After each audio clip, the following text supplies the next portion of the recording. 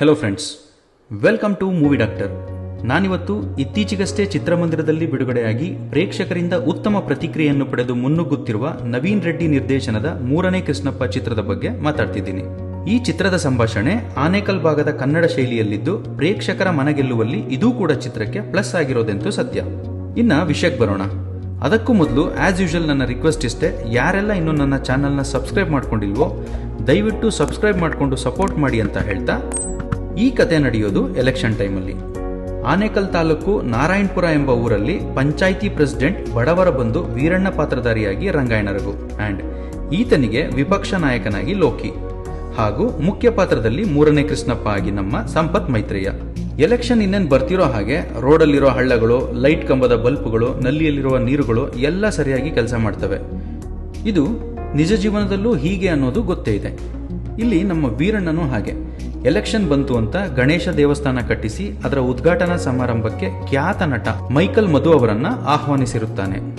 ದುರದೃಷ್ಟವಶಾತ್ ಮಧು ಕಾರ್ಯಕ್ರಮಕ್ಕೂ ಒಂದು ವಾರ ಮುಂಚೆನೆ ಸಾವನ್ನಪ್ಪುತ್ತಾನೆ. ಆಕ್ಚುಲಿ ಕತೆ ಟೇಕ್ ಆಫ್ ಆಗೋದೇ ಇಲ್ಲಿಂದ. ಮೂರನೇ ಕೃಷ್ಣಪ್ಪನ ಸಹಾಯ ಕೇಳಿಕೊಂಡು ನಮ್ಮ ವೀರಣ್ಣ ಬರ್ತಾನೆ.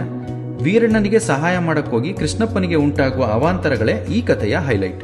ಕೊನೆಗೆ ಏನಾಗುತ್ತೆ, ಕೃಷ್ಣಪ್ಪ ತನ್ನ ಸ್ನೇಹಿತನ ಜೊತೆ ಸೇರಿ ಮುಖ್ಯಮಂತ್ರಿನ ಊರಿಗೆ ಕರೆಸ್ತಾನ, ವೀರಣ್ಣನ ಮನ ಓಲೈಸ್ತಾನ, ಅಥವಾ ಏನಾಗುತ್ತೆ ಅನ್ನೋದನ್ನ ನೀವು ಸಿನಿಮಾ ನೋಡಿನೇ ತಿಳ್ಕೋಬೇಕು.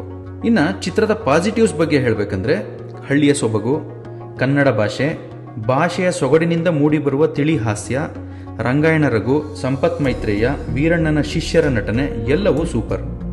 And one liner dialogues ultimate ಮಜಾ ಕೊಡುತ್ತೆ. ಜೊತೆಗೆ Tukali Santhu acting was also decent. Cinema ಹೋಗ್ತಾ ಹೋಗ್ತಾ ಮಧ್ಯೆ ಮಧ್ಯೆ ಸ್ವಲ್ಪ ಡಲ್ ಹೊಡೆದ್ರು ಕ್ಲೈಮ್ಯಾಕ್ಸ್ ಅಲ್ಲಿ ಜನರ ಮನಸ್ಸು ಗೆದ್ದಿದೆ. ಸಿನಿಮಾ ಪೂರಾ ಹೊಟ್ಟೆ ಹುಣ್ಣಾಗುವಷ್ಟು ಜನರನ್ನು ನಗಿಸದೇ ಇದ್ರು ಜನರ ಮುಖದಲ್ಲಿ ಮುಗುಳು ನಗೆ ತರೋ ಪ್ರಯತ್ನದಲ್ಲಿ ಗೆದ್ದಿದೆ.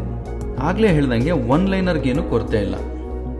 ಇನ್ನ ಉಗ್ರಂ ಮಂಜು ಅವರ ಪಾತ್ರ ಚಿಕ್ಕದಿದ್ರು ಅವರ ಪಾತ್ರ ನೆಗೆಟಿವ್ ಆಗಿದ್ರು ಅದರಿಂದ ಒಂದೊಳ್ಳೆ ಮೆಸೇಜ್ ಅನ್ನ ಜನರಿಗೆ ಕೊಟ್ಟಿದೆ ಚಿತ್ರತಂಡ. ಕಥೆಯಲ್ಲಿ ನಮ್ಮ ಕೃಷ್ಣಪ್ಪನಿಗೂ ವೀರಣ್ಣನ ಮಗಳಿಗೂ ಒಂದು ಫ್ಲಾಶ್ ಬ್ಯಾಕ್ ಸ್ಟೋರಿ ಇದ್ದು ಜೊತೆಗೆ ಅವರ ನಡುವಿನ ಪ್ರೇಮ ಕೂಡ ಹಾಗೆ ಸಾಗುತ್ತದೆ. ಈ ಭಾಗವನ್ನ ಸ್ವಲ್ಪ ಇಂಟ್ರೆಸ್ಟಿಂಗ್ ಆಗಿ ಕಟ್ಕೊಡ್ಬೇಕಾಗಿತ್ತು ಅಂತ ಅನ್ನಿಸ್ತು. ಒಟ್ನಲ್ಲಿ ಈ ಸಿನಿಮಾದ ಮೇನ್ ಹೈಲೈಟ್ ಅಂದ್ರೆ ಒಂದು ಕ್ಲೈಮ್ಯಾಕ್ಸ್, ಎರಡನೇದು one liner punch dialogues and Kannada ಭಾಷೆಯ ಸೊಗಡು. ಕೊನೆಯದಾಗಿ ಒಂದು ಮಾತು, if your intentions are good, even universe will also support to make your dream come true ಅಂತಾರಲ್ಲ, ಆ ಮಾತಿಗೆ ಈ ಸಿನಿಮಾ ಒಂದು ಎಕ್ಸಾಂಪಲ್ ಅಂದ್ರೂ ಅಚ್ಚರಿ ಇಲ್ಲ. Over all it's a decent watch movie. ಅರ್ಧ ವರ್ಷ ಆದರೂ ಯಾವುದೇ ಸ್ಟಾರ್ ಸಿನಿಮಾಗಳು ಇಲ್ಲದೆ ಇರೋ ಟೈಮಲ್ಲಿ ಇಂತಹ ಟೈರ್ 2 ಸಿನಿಮಾಗಳೇ ಕನ್ನಡ ಪ್ರೇಕ್ಷಕರನ್ನ ರಂಜಿಸೋದು. ಥಿಯೇಟರ್ ಎಲ್ಲ ಮುಚ್ಚುತ್ತಿರುವ ಸಮಯದಲ್ಲಿ ದಯವಿಟ್ಟು ಕನ್ನಡ ಸಿನಿಮಾಗಳನ್ನ ಥಿಯೇಟರ್ಗೆ ಹೋಗಿ ನೋಡಿ. ನಮ್ಮವರನ್ನ ನಾವು ಬೆಳೆಸದೆ ಬೇರೆಯವ್ರು ಬೆಳೆಸ್ತಾರ ಅಂತ ಹೇಳ್ತಾ ಮತ್ತೆ ಸಿಗ್ತೀನಿ ಮುಂದಿನ ಇನ್ನೊಂದು ಸಿನಿಮಾ ವಿಮರ್ಶೆ ಜೊತೆಗೆ. Until then, your review surgeon is signing off. Take care.